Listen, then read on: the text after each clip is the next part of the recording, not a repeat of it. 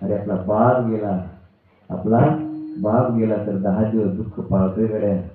पण ज्यानं बाप स्वराज्यामध्ये ठेवायचा की न ठेवायचा, की ज्यानं दिलं त्यांचं नाव आहे छत्रपती संभाजीराजे.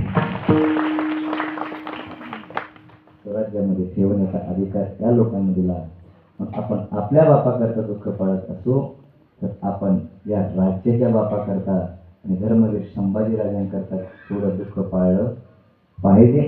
आणि शंभूराजांची पुण्यतिथीत म्हणावं लागेल नाही का. आणि संपन्न होते 42 दिवस हा उत्सव चालतो.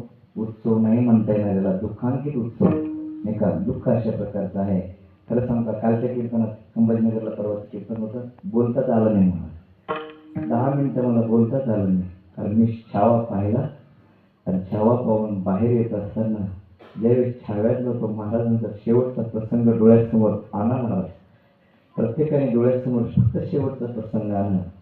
डोळ्याची पापणी ओली व्हायला तर वेळ लागत नाही, पण का महाराजांनी एवढं सहन केलं, का शंभूराजाने एवढं सहन केलं. नंतर प्रश्न पडतो, हे फक्त तुमच्या आमच्याकरता सहन केलं, फक्त तुमच्या आमच्याकरता सहन केलं.